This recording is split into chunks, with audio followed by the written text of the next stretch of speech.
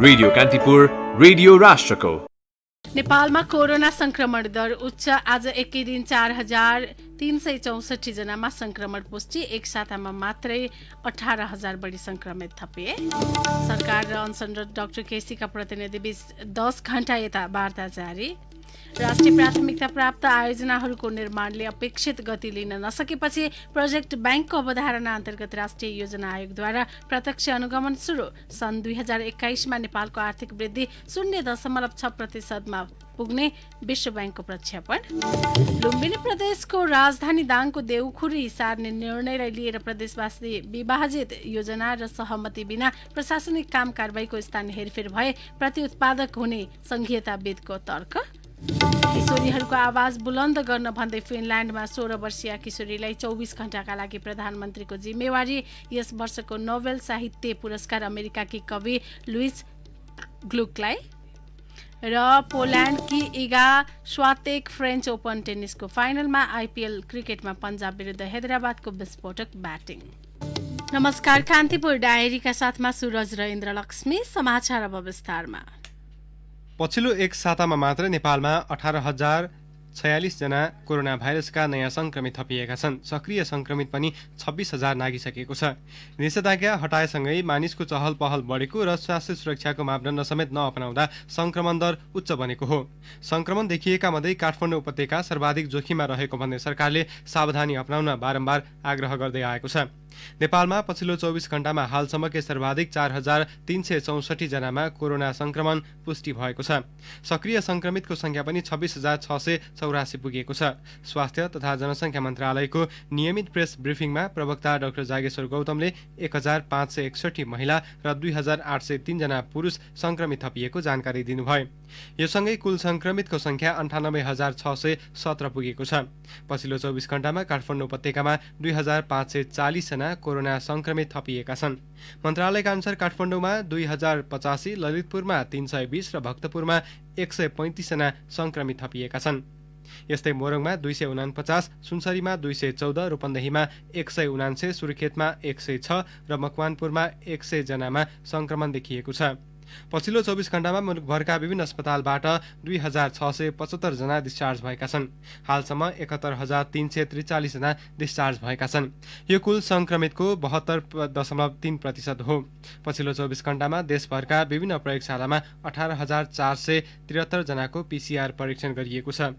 आजसम्म 11,31,958 पीसीआर परीक्षण गरिएको मन्त्रालयले जनाएको छ। नेपालमा पछिल्लो 24 घण्टामा कोरोना संक्रमणबाट थप 13 जनाको मृत्यु भएको छ। स्वास्थ्य तथा जनसंख्या मन्त्रालयले आयोजना गरेको नियमित मिडिया ब्रिफिङमा प्रवक्ता डाक्टर जागेश्वर गौतमले 4 महिला र 8 पुरुषको मृत्यु भएको जानकारी दिनुभयो। सो पश्चात रूपन्देहीमा 1 जनाको संक्रमणबाट मृत्यु भएको पुष्टि भएको हो। मन्त्रालयका अनुसार काठमाडौँका 79 वर्षीय महिला तथा 91 र 58 वर्षीय पुरुष, ललितपुरका 73 वर्षीय महिला, भक्तपुरका 82 वर्षीय पुरुष, सुनसरीका 39 वर्षीय, धनुषाका 70 वर्षीय र कास्कीका 83 वर्षीय पुरुष छन्। यस्तै सुर्खेतका 82 वर्षीय महिला तथा चितवनका समान 81 वर्षीय 2 पुरुष र 92 वर्षीय पुरुष रहेका छन्। यस्तै रूपन्देहीको भैरहवा स्थित युनिभर्सल कलेज अफ मेडिकल साइन्सेसमा कोरोना संक्रमित सिद्धार्थनगर नगरपालिका 5 का 47 वर्षीय पुरुषको मृत्यु भएको छ। यो सँगै नेपालमा संक्रमणबाट मृत्यु हुनेको संख्या 591 पुगेको छ।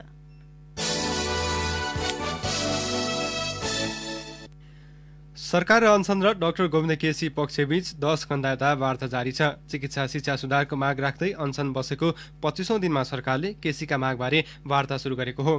बिहान करिब 11 बजेदेखि शिक्षा विज्ञान तथा प्रविधि मन्त्रालयमा जारी वार्तामा डाक्टर केसीका मागबारे सूक्ष्म रूपमा छलफल भइरहेको छ।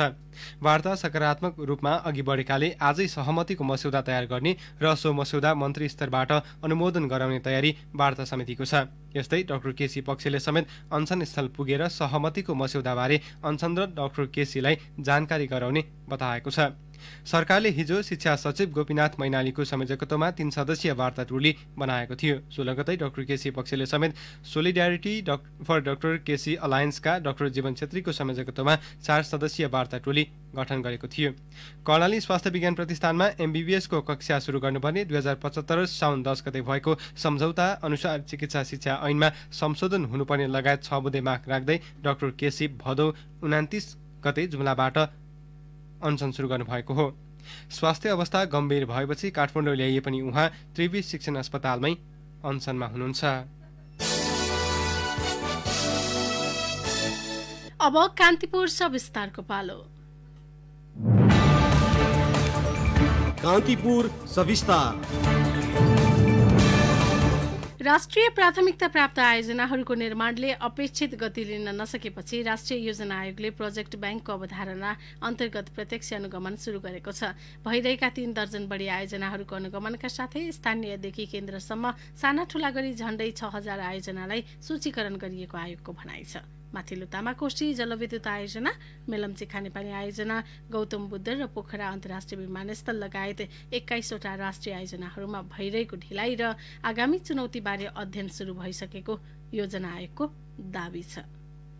सरकारी अधिकारीहरूको दाबी सत्य भएको भए राष्ट्रिय गौरवका माथिल्लो तामाकोशी जलविद्युत आयोजना, मेलम्ची खानेपानी आयोजना, गौतम बुद्ध अन्तर्राष्ट्रिय विमानस्थल गत वर्ष नै सम्पन्न भइसकेका हुन्थे। कोभिड-19 को कारणले गर्दा यी आयोजनाहरू धकेलिएको उनीहरूसँग रेडिमेड जवाब छ। 2065 सालमा तत्कालीन अर्थमन्त्री डाक्टर बाबुराम भट्टराईको पालामा निकै महत्वाकांक्षी मानिएका राष्ट्रिय गौरवका 21 आयोजनाले 12 वर्षसम्म पनि पूर्णता पाउन सकेका छैनन्। यो बीचमा 50% भन्दा बढी काम सम्पन्न भएका आयोजना संख्या जम्मा 9 छ। त्यसमध्ये माथिल्लो तामाकोशी, मेलम्ची, चुरे संरक्षण, गौतम बुद्ध विमानस्थल र लुम्बिनी विकास कोषको मात्रै 80% भन्दा बढी काम सम्पन्न भएको छ। 12 वर्षमा खोला पनि फर्किन्छ भने नेपाली उखान मुलुकको विकास र समृद्धिमा कतैबाट पनि लागू हुन सकेको छैन। बहुवर्षीय आयोजना स्वीकृत गर्ने 1-2 लाख रुपियाँ खर्चिएर ठेक्का हत्याउने अनि अलपत्र छाड्ने प्रवृत्तिलाई निरुत्साही गर्न प्रोजेक्ट ब्याङ्कको अवधारणा ल्याइएको योजना आयोगका सदस्य एवं प्रवक्ता मीनबहादुर शाहीले बताए। वर्षौंसम्म बहुवर्षीय आयोजनाका रूपमा रहने रोक्न आयोजनाहरू जसले ठूलो स्रोत पनि खर्च भइराखेका छ, त्यो सम्पूर्ण सेक्टरमा हामीले सुधार ल्याउने हिसाबले नेशनल प्रोजेक्ट ब्याङ्कको पनि परिकल्पना गरिरहेका छौँ र यो स्थानीय तहदेखि प्रदेश हुँदै सङ्घसम्म हामी कार्यान्वयन गर्छौँ। हाम्रा जे निर्धारण गरेका लक्ष्यहरू पूरा हुने गरी हामी राष्ट्रिय गौरवका आयोजनाहरू सम्पन्न गर्ने कुरामा पहलहरू गरेर भए पनि हामी समयमा सम्पन्न गर्छौँ। आयोजनाहरूमा हुने ढिलासुस्ती र अन्यल हटाउन सरकारले आर्थिक उत्तरदायित्व ऐन मार्फत प्रोजेक्ट ब्याङ्कको अवधारणा ल्याएको हो। लामो राजनीतिक अस्थिरताका बीच विनाशकारी भूकम्प, नाकाबन्दी झेल्दै आएका राष्ट्रिय गौरवका आयोजना पछिल्लो समय कोरोनाका कारण थप शिथिल बनेका छन्। खास गरी यी आयोजनाका लागि मेसिनरी सामान र दक्ष जनशक्ति नहुँदा आयोजना धकेलिएको सरकारको दाबी छ। तर शहरी विकास मन्त्रालयका पूर्व सचिव किशोर थापा कोरोनाका कारण मात्रै आयोजना पछि नधकेलिएको बताउँछन्। राम्रो काम गर्ने कर्मचारीलाई त्यहाँ टिक्नै नदिने, उनीहरूलाई सर्व गर्दै हाल्ने, आफ्नो मान्छेहरू त्यहाँ ल्याउँदाखेरि सबै मान्छेले उत्तिकै क्षमतामा काम गर्न नसक्ने त्यो आन्तरिक कारण छ। निर्माण सामग्रीहरूको आपूर्ति नियमित नहुने विभिन्न कारणवश, कहिले चाहिँ अब ढुङ्गा गिटी बालुवा चाहिँ रोक्का हुने, त्यसको कारण चाहिँ स्थानीयहरूको अवरोध हुने। अब स्थानीयले कहाँ कसलाई के पर्छ के दिमागमा चाहिँ सनक चल्छ र उसले चाहिँ त्यहाँ बन्द गर्छ अथवा कुनै किसिमको त्यहाँ माग राखेर आयोजनाको काम रोक्छ, त्यो भन्नै सकिँदैन। पछिल्लो समय सफल उदाहरण बनेको आयोजना भनेको गौतम बुद्ध अन्तर्राष्ट्रिय क्षेत्रीय विमानस्थल हो। 92.5% निर्माण सम्पन्न भएको सो आयोजनालाई सबैभन्दा सफल उदाहरण मान्ने गरिएको छ। पोखरा विमानस्थल पनि 65% को हाराहारीमा सम्पन्न भएको छ।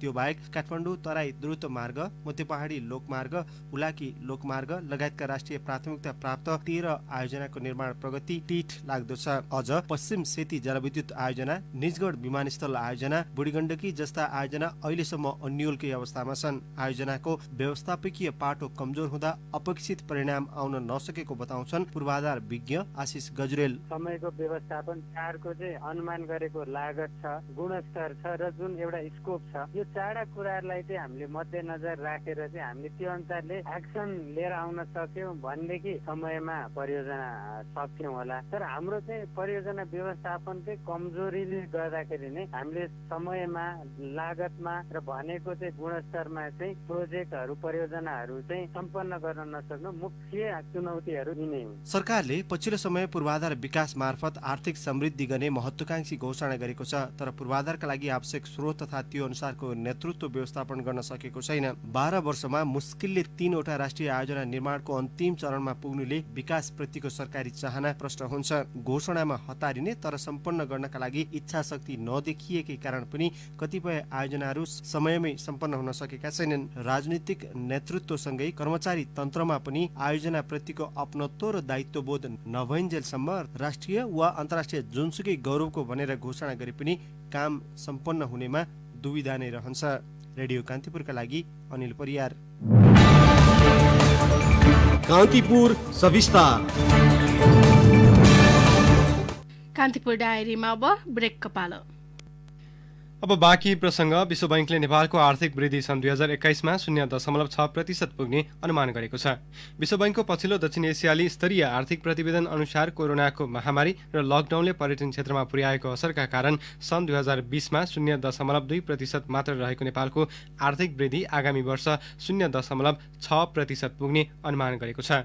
आज सार्वजनिक गरिएको अर्धवार्षिक प्रतिवेदन अनुसार कोरोना महामारीका कारण कायमै रहेका कारण दक्षिण एसिया यस वर्ष हालसम्मकै खराब मण्डीमा डुबेको छ, जसका कारण अनौपचारिक क्षेत्रका कामदार सबैभन्दा बढी समस्यामा परेका छन्। अनौपचारिक क्षेत्रमा कार्यरत हजारौंले रोजगारी गुमाएका कारण लाखौं दक्षिण एसियाली नागरिक चरम गरिबीमा धकेलिँदै गएको विश्व बैंकको प्रतिवेदनमा उल्लेख छ। पछिल्ला 5 वर्षमा लगातार वार्षिक 6% को हाराहारीमा रहेको दक्षिण एसियाको आर्थिक सङ्कुचन दर सन् 2020मा 7.7%ले खुम्चिएको आकलन गरिएको छ। यस प्रतिवेदनले दक्षिण एसियामा अपेक्षा गरिएको भन्दा तीव्र आर्थिक गिरावट हुने प्रक्षेपण गरिएको छ। सन् 2021मा क्षेत्रीय वृद्धि 4.4% रहने अनुमान छ। जनसङ्ख्या वृद्धिले अनुपात हेर्दा यस क्षेत्रको प्रति व्यक्ति आय सन् 2019मा अनुमान गरिए भन्दा 6%ले कम रहनेछ। अबको समयमा हासिल गरिने आर्थिक वृद्धिले पनि विद्यमान महामारीको स्थायी आर्थिक क्षतिलाई परिपूर्ति नगर्ने विश्व बैंकले जनाएको छ। अघिल्ला मन्दीमा खस्काउँदो लगानी र निर्यातले गिरावट ल्याउने गरे पनि यसपालिको आर्थिक मन्दी फरक भएको विश्व बैंकले जनाएको छ।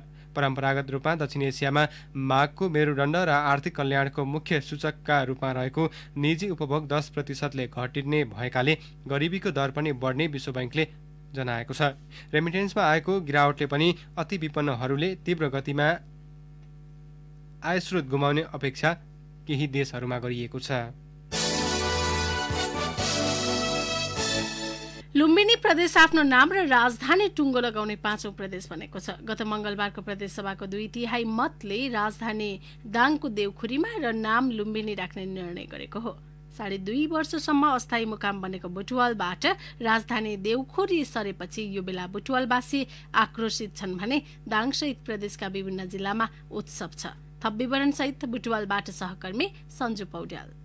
राज्यले बुटवललाई अस्थायी राजधानी घोषणा गरे पश्चात विभिन्न खालका पूर्वाधारहरू निर्माण गरिसकेको हुनाले राज्यको अरबौं लगानी त्यहाँ भइसकेको छ। फेरि नयाँ ठाउँमा निर्माण कार्य गर्दाखेरि भ्रष्टाचार चाहिँ बढ्ने सम्भावना देखिन्छ। त्यस अर्थमा यो चाहिँ बेफाइदा जस्तो मलाई लाग्छ। अहिलेसम्मको नेपालको भौगोलिक अवस्थालाई आधार बनाउँदा अथवा राजनीतिक अवस्थालाई आधार बनाउँदा त्यसै गरी सांस्कृतिकदेखि आर्थिक लगायतका विभिन्न पाटोलाई हेर्दा पनि हामीले फाइदाजनक नै मान्न सकिन्छ। बुटवलका किरण गौतम र दाङका तीर्थ गेवालीको फरक धारणाले सहजै अनुमान लगाउन सकिन्छ। यो बेला लुम्बिनी प्रदेशमा राजधानीको विषयलाई लिएर जनता विभाजित छन्। अस्थायी मुकाममै सरकारले स्थायी राजधानी तोक्ने अनुमान विपरीत सरकारले मंगलबार राजधानी दाङको देउखुरी सारेपछि जनता मात्र विभाजित भएका होइनन्, राजनीतिक सामिप्यता पनि घटेको छ। दाङ सहित पश्चिमी क्षेत्रका सांसदले राजधानी सँगै आफ्नो राजनीति समेत बलियो भएको लख काटिरहँदा पूर्वका सांसदको भने मन अमिलो बनेको छ। तर पार्टीले व्हिप लगाएपछि नेकपा सांसदले पक्ष तथा कांग्रेस सहितका केही सांसदले विपक्षमा मतदान गरे। रूपन्देहीबाट नेकपाका सांसद तुलसी चौधरी, हामीले के भने त्यो भन्दाखेरि कमसे कम त्यो समितिले 3टा ठाउँहरूलाई प्रस्ताव गरेका थियो।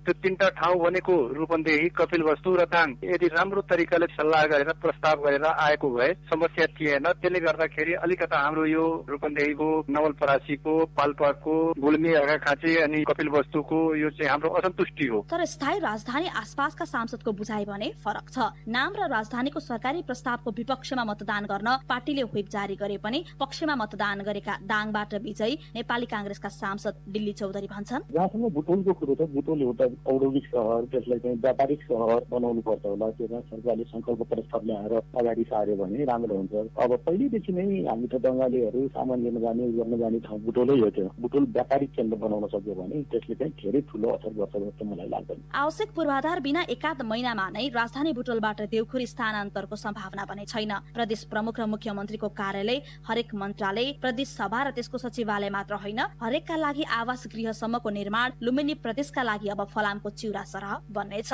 सो अघि मुआब्जाको अर्को लफडा त कायमै छ। संघीयताका जानकार डाक्टर रुद्र शर्मा योजना र सहमति बिना प्रशासनिक काम कारबाहीको स्थान हेरफेर भए सो कार्य प्रति उत्पादक हुने तर्क गर्छन्। अनि यो व्यावहारिक कुरा पनि हो, यो राजनीतिक कौशलको कुरा पनि हो। त्यो पावरको आधारमा भोटको आधारमा त भयो, तर यसलाई व्यवहारमा उतार्न त एउटा राजनीतिक कौशल पनि चाहियो, सहमति पनि चाहियो, योजना चाहियो। तर एकैचोटि त भत्तै हुँदैन, आजको भोलि त हुँदैन।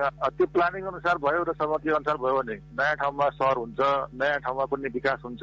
अब अलि सेन्टर पनि पर्ला दाङ, नभएदेखि यो सहमति र प्लानिङ भएन भनेदेखि चाहिँ प्रतिपादक हुन सक्छ। अहिलेसम्म राजधानी टुङ्ग्याइएका बाँकी 5वटै प्रदेशले स्थायी राजधानी, अस्थायी मुकामलाई तोके, तर लुम्बिनी प्रदेशले पूर्व पश्चिम राजमार्गमा रहेर पनि विकास निर्माणमा भर्खर बामे सर्दै गरेको देउखुरीलाई रोज्यो। पूर्वाधारमा कमजोर भए पनि देउखुरी प्रदेशकै मध्यबिन्दु हुनेमा भने कुनै शंका छैन। मुख्यमन्त्री शंकर पोखरेलको गृह जिल्ला भएर मात्र राजधानी देउखुरी सारिएको भनेर बुझ्नुभन्दा लुम्बिनी प्रदेशमा अब बुटवल जस्तै अर्को समृद्ध सहर समेत निर्माण हुनेछ भनेर मन बुझाउनुको विकल्प छैन। रेडियो कान्तिपुरका लागि सञ्जु पौडेल, रूपन्देही।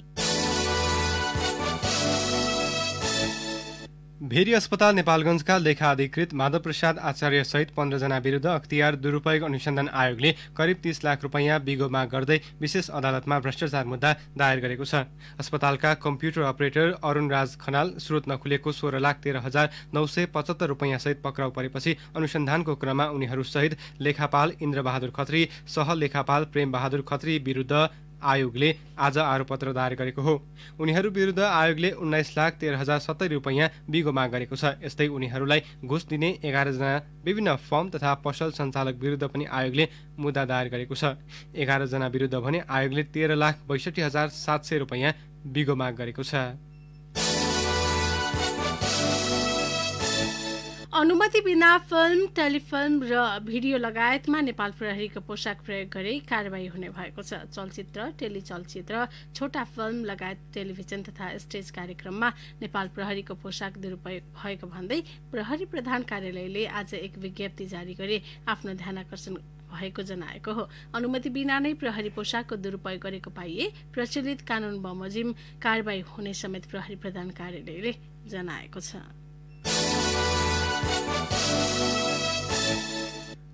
सुनसरीको श्रीलङ्का टपुमा 40 वर्षपछि बिजुली पुगेको छ। श्रीलङ्का टपुमा बिजुली पुगेसँगै करिब 5,000 स्थानीयले टुकी बत्तीबाट छुटकारा पाएका छन्। सप्तकोशी नदीले बनाएको श्रीलङ्का टपुको बस्तीमा असोज तेस्रो सातादेखि विद्युतीकरण सुरु भएपछि बराहा क्षेत्र नगरपालिकाको वडा नम्बर 6 र 9 मा स्थानीयमा खुसियाली छाएको थियो। कोशी प्रोजेक्ट सुरु भएपछि बराहा क्षेत्रको चतरा लगायतका क्षेत्रमा विद्युत विस्तार गरिएको उद्योग वाणिज्य संघ सुनसरीका बराहा क्षेत्रका अध्यक्ष रमेश कुमार विष्टले बताउनुभयो। श्रीलङ्का टपुमा सरकारको ग्रामीण विद्युतीकरण कार्यक्रम अन्तर्गत करिब 2.5 करोड रुपैयाँको लगानीमा विद्युत विस्तार भएको विद्युत प्राधिकरण इटहरी वितरण केन्द्रका प्रमुख मिथिलेश कुमार गैवारले जानकारी दिनुभयो। अब केही समाचार संक्षेपमा। मुगुमा 2 महिनामा 68 जना बालबालिकामा कुपोषणको समस्या देखिएको छ। साउन र असोज महिनामा मात्र 68 जना कुपोषणका बिरामी भेटिएका हुन्। पर्सामा सशस्त्र प्रहरीले नेपाल भारत सीमा नाकामा 5वटा बीओपी स्थापनाका लागि जग्गा पाउन सकेको छैन। बीओपी निर्माणका लागि 1 वर्षदेखि प्रयास जारी राखे पनि सफल हुन नसकेको सशस्त्र प्रहरीका डीएसपी सन्तोष बस्नेतले बताउनुभयो।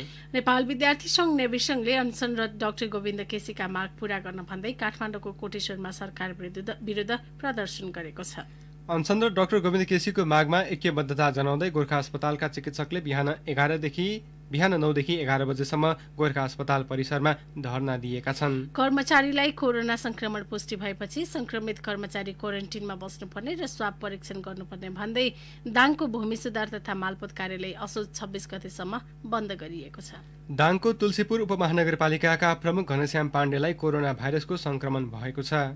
मकवानपुरको मकवानपुर गढी गाउँपालिकाले चट्याङको जोखिम न्यूनीकरण गर्न घर घरमा अर्थिङ राख्ने योजना अगाडि सारेको छ। र वीरगञ्जको पर्थेवा सुगौली गाउँपालिका 5 देउरियाबाट प्रहरीले 131 किलो गाँजा सहित कारोबारमा संलग्न राज ओझैयालाई नियन्त्रणमा लिएको छ। कान्तिपुर डायरीमा पुनः ब्रेकको पालो। ब्रेकपछि अब आर्थिक प्रसङ्ग। प्रदेश 1 को भौतिक पूर्वाधार विकास मन्त्रालयले गत आर्थिक वर्षमा सम्पन्न भएको निर्माण कामको हालसम्म भुक्तानी नदिँदा निर्माण व्यवसायी मारमा परेका छन्। प्रदेश प्रहरी कार्यालयको भवन निर्माणको 16 करोड 50 लाखमा ठेक्का पाएका आशिष स्वामी नारायण जेबीले गत वर्ष गरेको कामको 2 करोड भुक्तानी चालु आर्थिक वर्षको 3 महिना बित्न लाग्दा समेत पाएको छैन। ठेकेदार प्रतिनिधि केशर बुढाथोकीले चालु आर्थिक वर्षमा पनि करिब 2 करोडको काम सकेर भुक्तानीको लागि बिल बुझाइसकेको बताउनुभयो। यस्तै स्वामी नारायण निर्माण सेवाको 4.5 करोड भुक्तानी हालसम्म प्राप्त गर्न सकेको छैन। निर्माण व्यवसायी संघ मोरङका अध्यक्ष सुरेश राज सुवेदीले भौतिक पूर्वाधार विकास कार्यालय विराटनगरमा मात्र गत वर्ष निर्माण व्यवसायीले गरेको कामको करिब 8 करोड भुक्तानी हुन बाँकी रहेको बताउनु भयो। शेयर कारोबार हुने साताको अन्तिम दिन आज धितोपत्र बजारमा दोहोरो अङ्कले गिरावट आएको छ। बजार परिसूचक नेप्से आज 11.34 अङ्कले उकालो लागेर 1589.63 बिन्दुमा पुगेको छ। नेप्से उकालो लागेसँगै कारोबार रकममा पनि अघिल्लो दिनको तुलनामा 45 करोड रुपैयाँले गिरावट आएको छ। हिजो 14.68 अङ्कले उकालो लागेको नेप्सेमा 3 अर्ब 35 करोड 85 लाख रुपैयाँ बराबरको कारोबार भएको थियो। नेप्सेमा कारोबार भएका वित्त, लघुवित्त र म्युचुअल फन्ड बाहेक बाँकी सबै कम्पनी समूहको उपसूचक ओह्रालो लागेको छ। सबैभन्दा बढी निर्जीवन बीमा कम्पनी समूहको उपसूचक 74.31 अङ्कले घटेको छ। नेप्सेमा आज कुल 193 कम्पनीका 48,179 कारोबारबाट 1 करोड 11 लाख 64,506 किता सेयर किनबेच भएको स्टक एक्सचेन्जले जनाएको छ। अब अन्तर्राष्ट्रिय प्रसङ्ग। लैङ्गिक समानताका लागि विश्वमै उदाहरणीय मुलुक फिनल्यान्डको इतिहासमा पहिलो पटक 16 वर्षीय किशोरीले प्रधानमन्त्रीको जिम्मेवारी सम्हालेकी छिन्। प्रधानमन्त्री सन्ना मरेनले किशोरीहरूको आवाज बुलन्द गर्नका लागि यस्तो कदम उठाएको बताउनु भएको छ। किशोरीहरूको अधिकारलाई बढावा दिन मरेनले मात्र 24 घण्टाका लागि फिनल्यान्डको दक्षिणी क्षेत्र वास्कीकी 16 वर्षीय किशोरी आभा मोर्तोलाई प्रधानमन्त्रीको कुर्सी सुम्पिनु भएको थियो। प्रधानमन्त्रीका रूपमा आभाले चान्सलरसँग बैठक र सञ्चारकर्मीसँग भेटवार्ता गरेकी थिइन्। आफ्नो कार्यकाल सकिएपछि आभाले देशको प्रधानमन्त्री बन्दाको क्षण निकै विशेष भएको बताएकी छिन्। आभाले जलविद्युत परिवर्तन र मानवाधिकारसँग जोडिएका मुद्दाको सक्रिय रूपमा प्रचार प्रसार गर्दै आएकी छिन्। उनलाई गर्ल्स टेक ओभर नामक अभियान मार्फत 1 दिनका लागि प्रधानमन्त्री बनाइएको हो। यो अभियानको मुख्य उद्देश्य किशोरीहरूको डिजिटल क्षमता अभिवृद्धि गरी अवसरबारे जानकारी गराउनु रहेको बीबीसीले उल्लेख गरेको छ। यस वर्षको नोबेल साहित्य पुरस्कार अमेरिकाकी कवि लुइस ग्लुकलाई दिइने भएको छ। काव्यात्मक आवाज मार्फत सुन्दर ढङ्गले व्यक्तिगत अस्तित्वलाई सर्वव्यापी बनाउन मद्दत गरेको भन्दै स्विडिस एकाडेमीले अमेरिकी कवि ग्लुकलाई नोबेल साहित्य पुरस्कार दिने घोषणा गरेको हो। विजेताले स्वर्ण पदक र 1 करोड स्विडिस क्रोनर पाउनेछन्। सन् 1943 मा न्युयोर्कमा जन्मिएकी ग्लुक यल विश्वविद्यालयमा अङ्ग्रेजी प्राध्यापक हुनुहुन्छ। सन् 1992 मा प्रकाशित कविता सङ्ग्रह द वाइल्ड आइरिस मार्फत चर्चाको शिखरमा पुगेकी ग्लुकका Vita Nova, proofs and theories, faithful and virtual night लगायतका कविता सङ्ग्रह चर्चित छन्।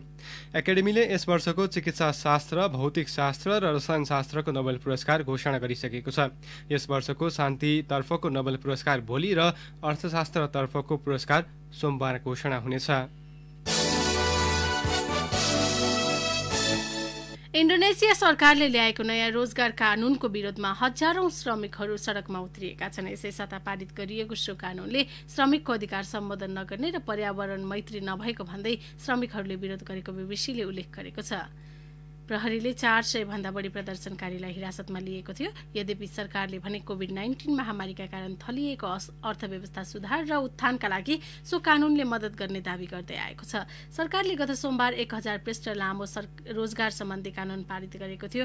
मौजुदा कानूनको 79 वटा बुदामा संशोधन गर्दै इन्डोनेसियन सरकारले ओभरटाइम, सार्वजनिक विदा, पेन्सन रकममा कटौती गरेको थियो।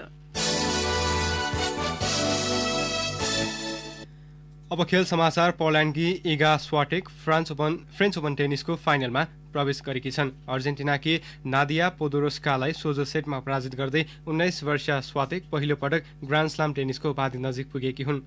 मात्र 1 घण्टा 10 मिनट लामो खेलमा बिना वरियताकी स्वाटेकले पहिलो सेट 6-2 र दोस्रो सेट 6-1 ले आफ्नो पक्षमा पारेकी थिइन्। स्वाटेक कुनै पनि ग्रान्ड स्लामको फाइनलमा पुग्ने बिना वरियताकी 7औं खेलाडी हुन्। अर्को सेमिफाइनलमा अर्को चौथो वरियताकी अमेरिकन सोफिया केनिन र 7औं वरियताकी चेक रिपब्लिकन पेट्रा भिटोभा बीच खेल भइरहेको छ। इन्डियन प्रिमियर लिग आइपिएल क्रिकेटमा सनराइजर्स हैदराबादले किङ्स 11 पन्जाब विरुद्ध गतिलो ब्याटिङ गरेको छ। युवेको दुबई अन्तर्राष्ट्रिय क्रिकेट मैदानमा टस जितेर ब्याटिङ गरेको हैदराबादले यो खबर तयार पार्दासम्म 18 ओभरमा 4 विकेट गुमाएर 175 रन बनाएको छ।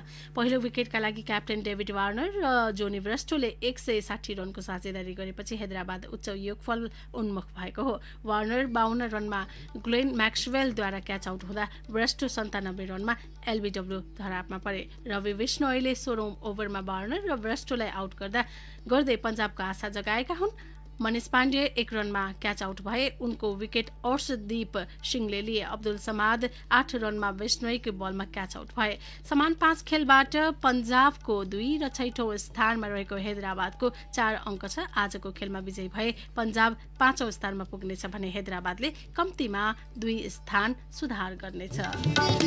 हवस् त यिनै प्रसङ्गसँगै कान्तिपुर डायरीका आजका हाम्रा सम्पूर्ण बुलेटिन यही सकिन्छन्। भोलि बिहान हाम्रा नियमित बुलेटिनका साथमा उपस्थित हुनेछौँ। तबसम्मलाई सूरज र इन्द्रलक्ष्मी विदा हुन्छौँ। नमस्कार, शुभरात्रि। Celebrity of the